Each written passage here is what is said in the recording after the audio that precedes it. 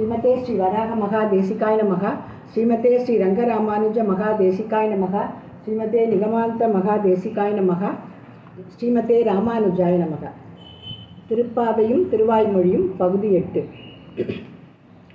ஆதிதேவ ஆதிதேவ சகலகம பூஜித யாதவ குல ஜன மோகன ரூபா வேதோத்தர ஸ்ரீ வெங்கடநாயக ராதா பிரியதே நமோ நமோ தேவாநாராயணதே நமோ நமோ பவ நாரத சனுத நமோ நமோ தேவாநாராயணதே நமோ நமோ ஹரி.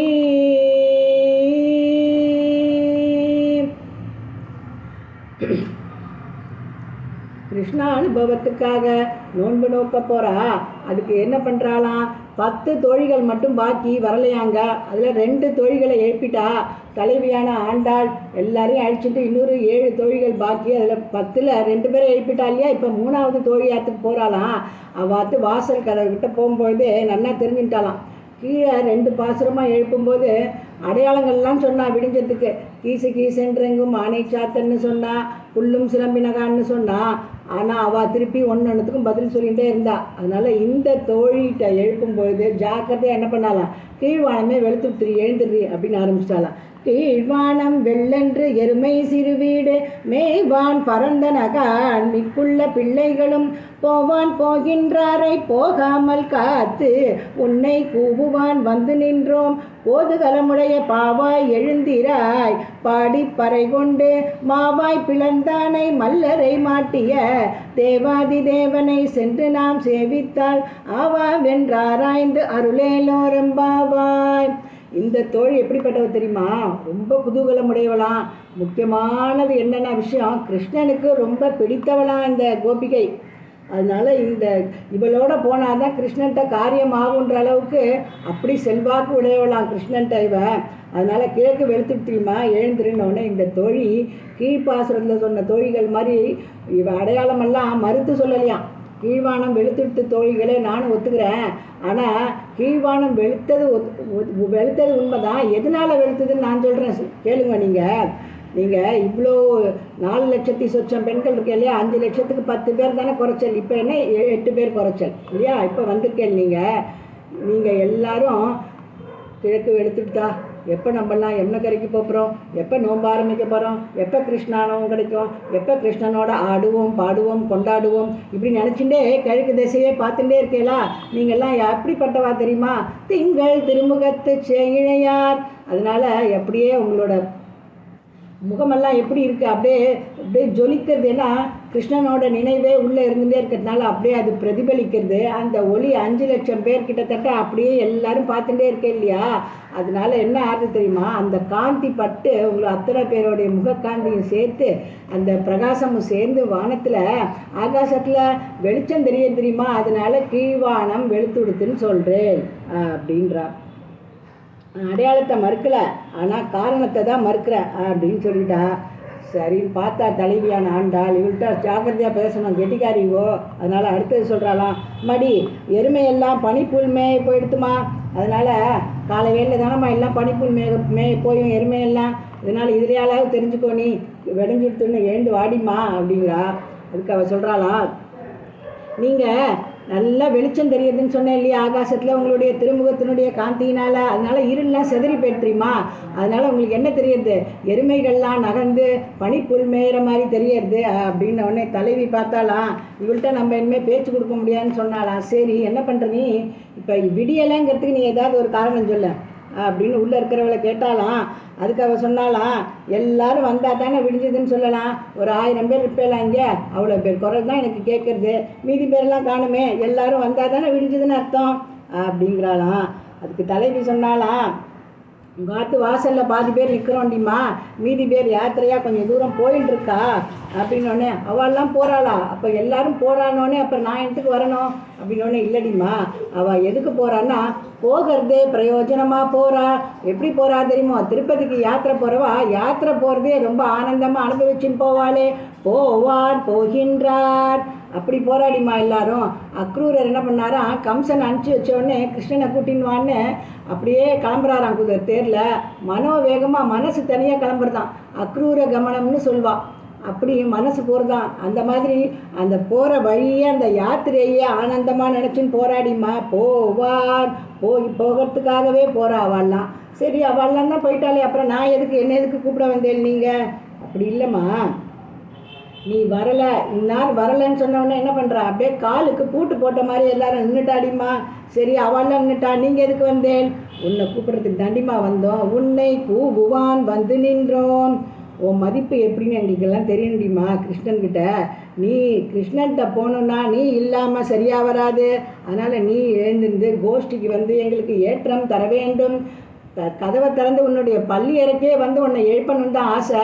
ஆனால் கதவு சாத்திருக்குடிமா, அதனால் தட்டி நிற்கிறோம் அப்படின்னோடனே, சரி இப்போ நம்ம எல்லாம் எழுந்து என்ன பண்ண போகிறோம்? என்ன பிரயோஜனம் இப்போ நான் எழுந்து சொல்லுங்கோ அப்படின்னோடனே, என்ன பிரயோஜனமா இப்படி கேட்டுட்டியேம்மா? கிருஷ்ணனாம புனக கைங்கரியம் கொடுக்க போகிறானே. இந்த ஊரில் உள்ளவாள்லாம் கிருஷ்ணனும் பெண்களும் சேர்ந்து இருக்கக்கூடாதுன்னு சொன்னாலே அந்த காலம் வரணும். விடியற் காலம் வந்தால் எல்லாரும் புலம்ப ஆரம்பிச்சிருவாடிம்மா. அதுக்குள்ளே நம்ம கிருஷ்ணகானம் பண்ணணும், கிருஷ்ண கைங்கரியத்தை வாங்கிக்கணும். அதனால் அந்த பிரயோஜனத்துக்கு தாண்டிம்மா உன்னை வர சொல்கிறான் வெளியில் அப்படின்னோடனே, சரி நம்மெல்லாம் பாடினா அவன் நம்மளுக்கு காரியம் பண்ணுவானோ அப்படின்னு கேட்குறாளாம் உள்ளேருந்து. மாவாய் பிளந்தானை மல்லரை மாட்டிய, அவன் மாவாய் பிளந்தானை மல்லரை மாட்டியன்னு எல்லாரையும் அந்த கேசின்ற அரக்கனை என்ன பண்ணா, அப்படியே தன்னுடைய திருக்கை அதனுடைய வாயில விட்டு பிளந்தானே. ஆயர்பாடி ஜனங்களெல்லாம் காப்பாற்றினான் இல்லையா? அந்த மாதிரி நிச்சயமாக நம்மளுக்கு கைங்கரியத்தை கொடுப்பான். நீ முதல்ல எழுந்து வா. தேவாதி தேவனவன், அவன் தேவாதி தேவன் தாண்டி. ஆனால் நம்மளுக்கெல்லாம் முகம் கொடுப்பானோ? இப்போ மதுராவுக்கு வேற போயிட்டான்னா நம்மளெல்லாம் திரும்பி பார்க்க மாட்டான்னு சொல்லுவாளேடிமா அப்படின்னு அந்த உள்ளே இருக்கிறவ கேட்குறாளாம். அதுக்கு இவ பதில் சொல்கிறாளாம், அவன் மதுராவுக்கு போனாலும் அங்கே மல்லரை மாட்டினதும் நம்மளுக்காக தாண்டிம்மா. நம்மளுக்கு என்னென்ன ஆபத்தெல்லாம் வருதோ அதை எல்லா பக்கமும் தடுத்து நிறுத்த வேண்டியவன். அவன் தேவாதி தேவன் தான்.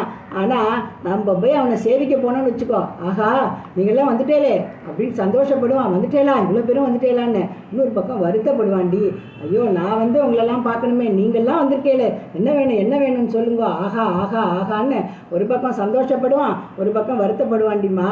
இப்படி அவனை சேவிக்கிறதுக்கு வாடிம்மா நீ எழுந்து.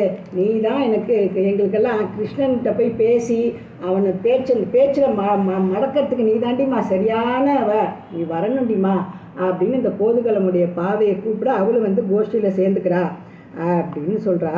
இப்போ திருவாய்மொழியில் சுவாமி நம்மாழ்வார் ஃபஸ்ட்டு முதல்ல என்ன சொல்கிறார்? முதல்ல போவான் போகின்றாரை போகாமல் காத்து அப்படின்னு சொல்கிறார். போவான் போகின்றாரை அப்படின்னா அர்ச்சிராதிகதியில் எம்பெருமான் என்ன பண்ணானா, 10ஆம் திருவாய்மொழியில் பார்த்தானா, 10ஆம் திருவாய்மொழி 9ஆம் பதிகம் ஆழ்வாருக்கு மோட்சம் கொடுக்கணும். அதுக்கு முன்னாடி அர்ச்சிராதிகதின்னு சொல்லுவாள் இல்லையா? இந்த ஜீவனுக்கு சரணாகதனுக்கு மரண காலம் முடித்த உடனே அந்த அர்ச்சிராதி மார்க்கத்தில் அந்த ஜீவன் பயணிக்குமா, அந்த வழி எப்படி இருக்கும், அர்ச்சிராதி மார்க்கம் எப்படி இருக்கும் அப்படின்னு அனுபவத்தை மானசீகமாக காட்டி கொடுத்தானா ஆழ்வாருக்கு மானசீகமாக காட்டி கொடுத்தது ஆழ்வார் அப்படியே வர்ணிக்கிறார் பாருங்கோ, எப்படி இருக்குதா அந்த வழி. சம்சாரத்தில் இந்த இரு தர்மா ஞாலத்திலேருந்து ஒருத்தர் சரணாகதி பண்ணி வராளா வைகுண்டத்துக்குன்னு அப்படியே எல்லாரும் பூரிச்சு போயிட்டாலாம். இந்த இந்திராதி தேவதைகள்லாம் என்ன பண்ணாலாம், முதல்ல வாத்தியங்கள்லாம் இசைக்க வச்சாலாம். வருணதேவன் என்ன பண்ணானா, இந்த கடல் அலைகளையே கையாக வச்சுட்டு அந்த வாத்தியத்துக்கு தகுந்த மாதிரி ஆடினானா.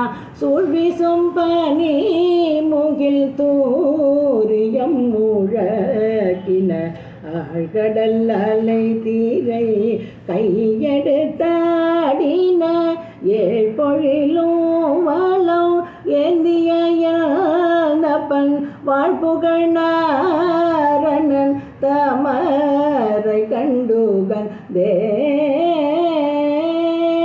ஏழனும் சுவாமின்னு ஏழனும்னு என்ன பண்ணாலாம், இந்த ஜீவன் போகிற வழியை மறைக்காமல் 2 பக்கம் வருஷ கட்டி நின்னாலாம். எல்லாரும் தேவர்கள்லாம் வருஷ கட்டி நின்று என்ன பண்ணாலாம், வர வழியெல்லாம் பூ தூவினாளா. தொழுதனர் மூலகர்கள் தூபனல் மலர் மழை பொழிவனர் பூமி என்றளந்தவன் தமர் முன்னே. இப்படி ஏழணும் இதுதான் வழி வைகுண்டத்துக்கு, இதுதான் வழி வைகுண்டத்துக்குன்னு காமிச்சாலாம் முனிவர்கள்லாம். எழுமி நன்றீரு மரங் இசைத்தனர் முனிவர்கள் வழி இது வைகுந்தற்கன்று வந்தேதி ரே. அது வேற இல்லையா, என்ன பண்ணாலாம் எல்லாரும் எங்கள் ஆற்றுக்கு பொன்னடி சாத்தணும், எங்கள் ஆற்றுக்கு பொன்னடி சாத்தணும் அப்படின்னு எல்லாரும் அவள் ஆற்றுக்கு வேற கூப்பிட்டாலாம். எல்லாரும் கீதங்கள்லாம் பாடுறாளாம். யார் கீதம்? கிண்ணறர்கள். அவெல்லாம் கானத்தில் ரொம்ப தேர்ந்தவாளாம். அவெல்லாம் வந்து கீதங்கள் பாடுறாளாம். இந்த வேதத்தில் என்னென்ன யாகம் பண்ணி என்னென்ன பலன்லாம் வச்சுருக்காளோ அதெல்லாம் மானசீகமாக இந்த ஜீவனுக்கு அச்சிராதி கதியில் பயணப்படுற ஜீவனுக்கு அப்படியே அர்ப்பணிச்சாலாம். அங்கே இருக்கிற ஸ்திரீகள்லாம் என்ன பண்ணாலாம், மங்கள அட்சதையெல்லாம் தூவி வாழ்த்துக்கள்லாம் சொன்னாலாம். வசுக்கள்லாம் என்ன பண்ணாலாம், வழி முழுக்க இந்த ஜீவன் நடக்கிற வழி முழுக்க சோத்திரம் சொல்லிகிட்டே வந்தாலாம். மாதவன் தமர் என்று வாசலில் வானவர் போதுமின் எமதிடம் புகுதுக வென்றலோ. கீதங்கள் பாடினர் கிண்ணறர் கருடர்கள் வேதனல் வாயவர் வேள்வியுள் மடு தே. மடந்தையர் வாழ்த்தலும் மறு தரும் பசுக்களும் தொடர்ந்தெங்கும் தோத்திரம் சொல்லினர் தோடு கடல் கிடந்தயன் கேசவன் கிளரொளி மணி முடி உடந்தயன் கோவலன் கூடியடியார் கே. எவ்வளோ அழகாக இந்த பதிகத்தில் வர்ணிச்சிருக்காரு. அச்சிராதிகதி எப்படி இருக்கும்னு எம்பெருமான் மானசீகமாக காட்டி கொடுத்தானா, அது ஆழ்வார் பாசுரத்தில் அப்படியே தேனா அள்ளி கொடுத்துருக்காரு நம்மளுக்கு. இது போவான் போகின்றார் இந்த பதத்துக்கு திருவாய்மொழி அனுபவம். அது அடுத்தது என்ன பண்ணாராம், ஆழ்வார் பார்த்தாராம், இந்த தேவதாந்திரங்கள்லேயே இழிஞ்சின்னு இருக்காளே, இந்த தேவதாந்திரங்கள்லாம் சேவிச்சுட்டு இருக்காளே இந்த சம்சாரிகள்லாம், இவாளுக்கு முதல்ல ஒரு விஷயத்தை தெளிவுபடுத்தணும். இந்த உலகத்துக்கு யார் சர்வேஸ்வரன்னா யார் அதை தெளிவுபடுத்தி அவன் தான் நீங்கள் யாரெல்லாம் வணங்குறீங்களோ அந்த தேவதைகளையும் படைத்தவன் சிருஷ்டிகர்த்தான் பிரம்மாவை சொல்லிட்டு இருக்கேளே அவனை படைத்ததும் ஸ்ரீமன் நாராயணன் தான் காமிக்கணும்.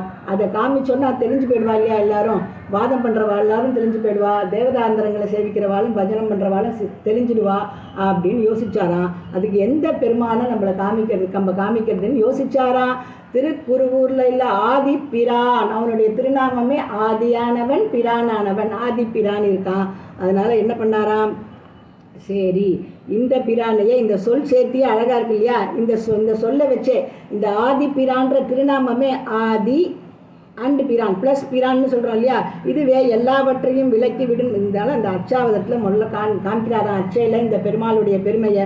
ஒன்றும் தேவும் உலகும் உயிரும் மற்றும் யாதுமில்லா என்று நான் முகன் தன்னோடு தேவருலகோடு உயிர் படைத்தான். யார் தெரியுமோ, அவன் தான் இந்த திருக்கூர்வூரில் கோயில் கொண்டிருக்கிற ஆதிப்பிரான் அப்படின்னு 4ஆம் திருவாய்மொழியில் 10வது பதிகத்தில் காமிக்கிறார்.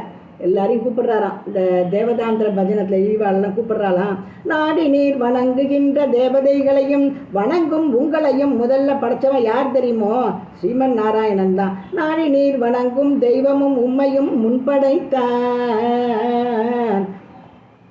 இந்த முன்படைத்தான் எல்லா உலகங்களும் தோன்றதுக்கு முன்னாடி இவன் தான் இருந்தேன்னு சொல்கிறேனே, என்னென்னலாம் பண்ணான்னு தெரியுமோ, உலகில் உள்ள பல வகை வாதங்களை எல்லாம் முன் வச்சுருக்கிறவாளே எல்லாரும் என் முன்னாடி வாங்கோ, உம்முடைய ஞானம் ஐஸ்வர்யம் உள்ள தேவதைகள்லாம் சொல்லிட்டு இருக்கேளே அவளையும் விரிந்து பறந்த இந்த உலகங்களையும் பிரம்மனோடு சேர்த்து சிருஷ்டி பண்ணது யாரு தெரியுமோ, ஆதி பிரான் தான். சிருஷ்டி பண்ணது மட்டும் இல்லை, பிரளயத்தில் என்ன பண்ணா, அத்தனையும் விழுங்கினான். தானே உலகெல்லாம் தானே படைத்திருந்து தானே உண்டு உமிழ்ந்து தானே ஆழ்வானே. அத்தனையும் பண்ணவன் இவன் தான். பிரளயத்தில் பயத்தில் பத்திரமா வச்சுருந்தான் எல்லாத்தையும் விழுங்கி. மறுபடியும் சிருஷ்டி காலத்தில் அதை வெளிப்படுத்தினான். இந்த உலக தேவர்களுக்காக மகாபலியிடமிருந்து இறந்து வாங்கி அளந்து வாங்கிட்டான். பூமியை இரண்யாக்ஷன் ஒழிச்சு வச்ச போது அதை இடந்து கொண்டு வந்தான். இத்தனையும் பண்ணது யார் தெரியுமோ? அதை நல்லா காதில் வாங்கிக்கோங்கோ. இத்தனையும் பண்ணது யார் தெரியுமோ? ஆதிப்பிரான் தான். அதை முதல்ல நீங்கள் தெரிஞ்சுட்டேன்னா போகிறோம். அப்புறம் நீங்கள் தேவதாந்திர பஜனம்ங்கிறதே பண்ண மாட்டேன். பரந்த தெய்வமும் பல்லுலகும் படைத்து அன்று உடனே விழுங்கி கறந்து உமிழ்ந்து கடந்து இடந்தது கண்டும் தெளியவில்லை. சிரங்களால் அமரர் வணங்கும் திருக்குறுகூரதனுள் பரந்திரமன்றி பல்லுலகீர் தெய்வமற்றில்லை பேசுமினே. தேவதி தேவனை சென்று நாம் சேவித்தால் தேவாதி தேவன். இதுக்கு திருவாய்மொழி அனுபவம் இது. சரி, அடுத்தது எம்பெருமான் என்ன பண்ணானா, ஆவென்றாராய்ந்து திருக்காட்கரை திவ்ய தேசம். திருக்காட்கரை திவ்ய தேசத்துக்கு சுவாமி நம்மாழ்வார் போயின்னு இருக்காராம். இவருக்கு அந்த எம்பெருமான வழுவிலா அடிமை செய்ய வேண்டும் அப்படின்னு மனசு முழுக்க நிறைஞ்சிருக்காராம். இந்த திருக்காட்கரை அப்பன் எப்படியாவது அவர் அப்படியே வாரி முழுங்கினோம் அப்படின்னு அப்படி ஒரு ஆசையா, அப்படி ஒரு ஆர்வமா வேகமாக அந்த திவ்ய தேசத்துக்கு அந்த கோவிலுக்கு நடந்துட்டு இருக்காராம். அங்கே உள்ளே இருக்கிற பெருமாள் பார்த்தானா, ஆழ்வாருக்கு இவ்வளோ பாரிப்பு இருக்கா, அப்போ எனக்கு எவ்வளோ பாரிப்பு இருக்கும்னு இவன் நடந்தானா ஆழ்வாரை நோக்கி. எம்பெருமான் இந்த திருக்காட்கரை அப்பன் என்ன பண்ணானா, ஆழ்வார் தன்னை விழுங்கணும்னு நினச்சாரா, அவர் பசிச்சவன் சோறை சாப்பிட்ற மாதிரி நினச்சாராம். ஆழ்வாரோட நினைவு அப்படியாம். எம்பெருமானோட நினைப்பு பெரும் விடா எடுத்தவன் தண்ணீரை கண்டவுடன் பருகுமா போலே ஒரு பெரிய கோலையில் தண்ணியை கொடுத்தா தாகமாக இருக்கிறவன் மடக் மடக் மடக் மடக்னு முழுக்க சாப்பிட்டுட்டு தான் நிமிருவான். அப்படி நான் அவரை சாப்பிட்றேன் பாருன்னு சொல்லிட்டு எம்பெருமான் வந்தானா. ஆர்வுற்ற என்னை ஒழிய என்னில் முன்னம் பாரித்து தான் என்னை முற்றப்பருகினான் காரொக்கும் காட்கரையப்பன் கடியனே வாரிக்கொண்டு உன்னை விழுங்குவன் காணில் என்று.